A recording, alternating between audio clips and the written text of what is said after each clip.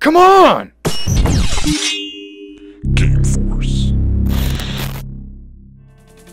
So hi everyone, welcome to the newest episode of Gameforce. I'm Dimitri. And I'm Ben. So today we are going to be talking about Battlefront 2, which is being released by DICE very soon. On top of that, we also have esports China and how it might be included in the 2022 Olympics. And the third thing is Nier Automata's new incredibly funny DLC. So yeah, Ben, you wanna start off, or should I? You go ahead. Alright, sure. So basically, Battlefront 2, what we know so far is that basically they're going to remove all hero pickups and vehicle pickups. So like, I don't know, for some reason they're going to replace it with something else. They didn't really specify, which, I mean, I think it was fine to be honest, but like, I don't know. I guess they're just trying to make a better game. I don't know, it's EA, so you never really know what they're More up to. microtransactions. Yes. All the microtransactions. Let the money flow through you. So yeah, basically, there's that. Unfortunately, there are still no destructible buildings, which is really, really stupid considering every Battlefield game has it. I mean, come on, you'd think some things would transfer over at least. Yeah. I mean, it's a small game mechanic, sure, but it's a fun one. I mean, who wouldn't want to see just a cave of snow collapsing on a bunch of stormtroopers? Seriously, well, I mean, you wouldn't be able to see anything. They're all dressed in white. But but there's that. What I really hope is that they include Jar Jar Binks as an Easter egg, and I just want to be able to play as him, you know, just to annoy people. Like, or just don't even make him a playable character. Just make him a character that'll show up, but that is completely unkillable. Oh, just to irritate the shit out of people. Oh my God, I just want to be able to kill people as Jar Jar, just so people will have to put up with the fact that they got killed by Jar Jar.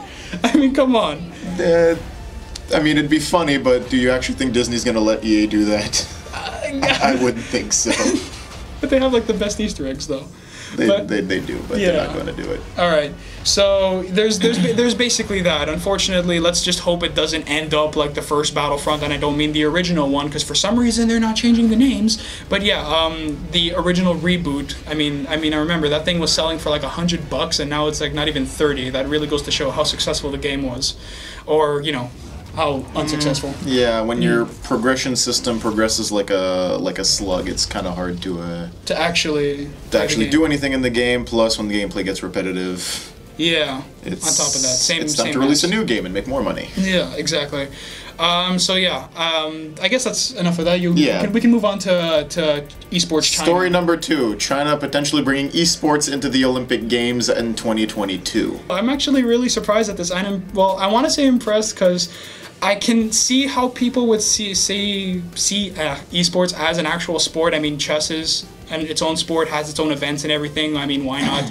Why not esports? I mean, it requires just the same amount of teamwork, and well, not teamwork, but like thinking, and it requires teamwork and everything. So why not? Yeah, I think now people are more starting to see like competitions and whatnot. Like, it's not technically about your physical skill; it's just people competing in what they're good at. Of course, yeah. Like all the different sports, you have to be good in different aspects of, I don't know how to say it, physical fitness or whatever. Yeah. To be able to compete, that like esports is its own competition in its own way, I guess. Like you practice for a long time, you're the one who's you're showing off your skill, basically. I think a lot of people are going to have a lot of negative view on this, because a lot of people are just going to be like, oh yeah, what makes these people qualified to they're just kids playing video games. Exactly. They're not like super big athletes. Yeah, exactly. So I don't know. The older people are going to be like, China.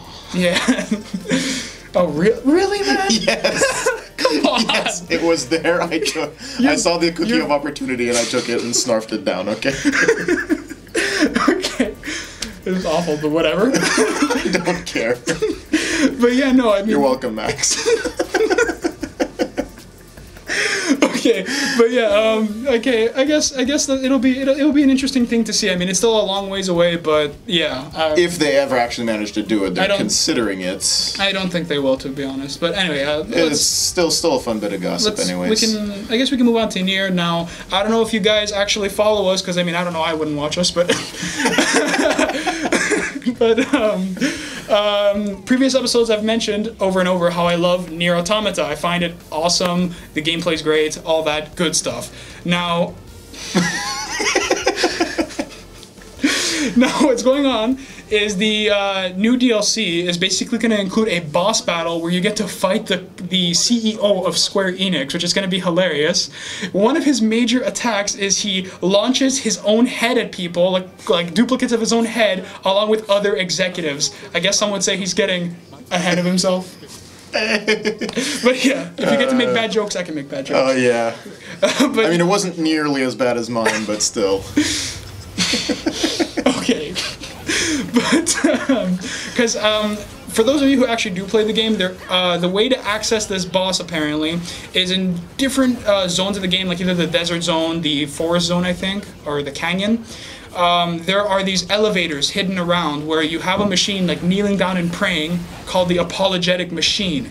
So basically it apologizes that you can't use the elevator or this next area isn't ready yet. So kind of a little fourth wall break. So it's a Canadian robot. Yeah, pretty much. And then it literally just self-destructs. He's like, I'm so sorry, what can I do to make up for wasting your time? He literally goes, oh yeah, I'll self-destruct so you can use my components in a useful way. Like you can like reuse my components. And I kind of felt bad because every time I went there to see if I can access it yet, because like I thought maybe it was already implemented, I can go down there.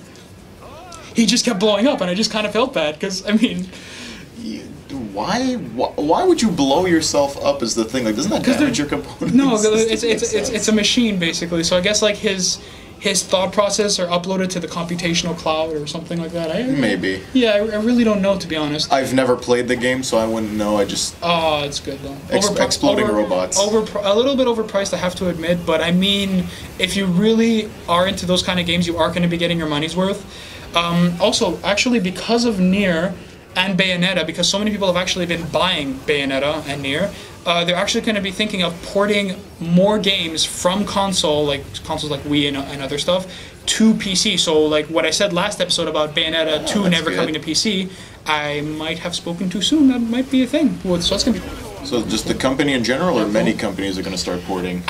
Just Platinum, basically, because again, it is their game, it's their intellectual property. So my only hope of getting Little Big Planet on PC is emulators. Oh yeah, pretty much. Yeah. So yeah, I guess that's our top. Those are our 3 topics for today. If you guys want to hear more, if you want to see more of Ben, drop some comments, drop some likes. It'll be great. So yeah, thanks for watching our newest episode of Gameforce, and this is us signing off. Bye. Adios.